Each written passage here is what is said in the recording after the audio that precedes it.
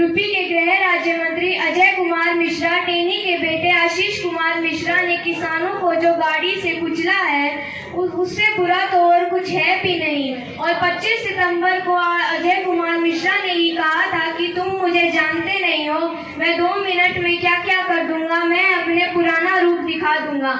उन्होंने तो अपना पुराना रूप दिखा दिया है। ये सरकार हमारे इस आंदोलन को नहीं कुचल पाई तो अब हम किसानों को कुचल रही है, लेकिन हम किसान इसका भी बदला इस सरकार से लेकर रहेंगे।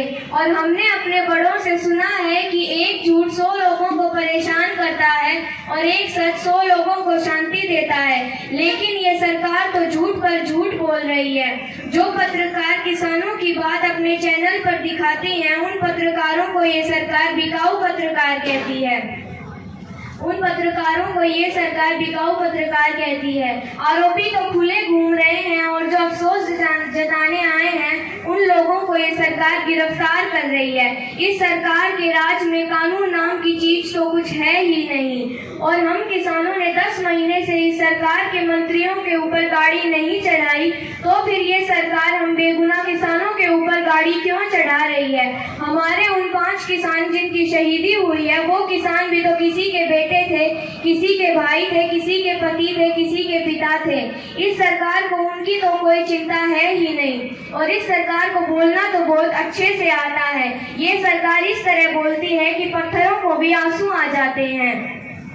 और खट्टर साहब ने तो बोला कि सब लट उठा लो, 1-2 महीने जेल में रहोगे, उसके बाद बड़े नेता बन जाओगे। लोगों का खून बहाने से कोई बड़ा नेता नहीं बन जाता है, जनता की भलाई करने से बड़ा नेता बनता है। खट्टर साहब को कैथल में आना था, उन्होंने मना कर दिया। फिर ज्ञानचंद शर्मा को आना था, उन्होंने भी मना कर दिया। ये मना इसलिए कर रहे हैं क्योंकि इनको किसानों का डर है। हमने इस सरकार के और खट्टर साहब की स्वागत के लिए कितनी तैयारियां कर रखी थी। अगर खट्टर साहब आते तो उनको भी पता चल जाता कि किसान क्या होता है। उनको भी पता चल जाता कि किसान क्या होता है। अब मैं आपको एक छोटी सी कहानी सुनाना चाहती हूँ। 2 चींटियां थी, एक रहती थी नमक में और एक रहती थी चीनी में, चीनी के ढेर में। और दोनों एक दिन मिली और पहले वाली ने कहा कि बहन कैसी है, तो दूसरी वाली ने कहा कि बहन ठीक तो हूँ, लेकिन मेरा मुंह तो हमेशा खारा ही रहता है।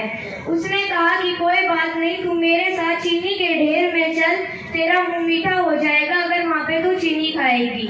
कुछ दिनों बाद जब वो फिर से मिली तो उस दूसरी वाली ने कहा कि मेरा मुंह तो अब भी खारा है।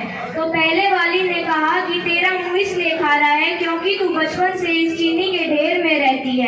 तेरे अंदर ये चीनी रंग, तेरे अंदर ये नमक रंग गया है। अब तेरा मुंह हमेशा खारा ही रहेगा, चाहे तू कितना भी मीठा खा ले। वैसे ही ये PM, CM और डिप्टी CM ये तीनों कितनी ही मीठी बातें कर ले, लेकिन इनका मन हमेशा खारा और कड़वा ही रहता है। इनको हम कितना ही समझा ले ये समझने वाले नहीं हैं।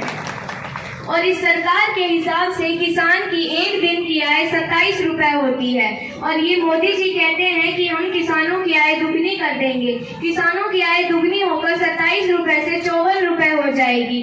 क्या किसान 54 रुपए में अपना घर चला सकता है? ये इस किसान की हालत है। और हम अपना हक मांग रहे हैं तो ये सरकार हमको अपना हक मांगने नहीं दे रही है।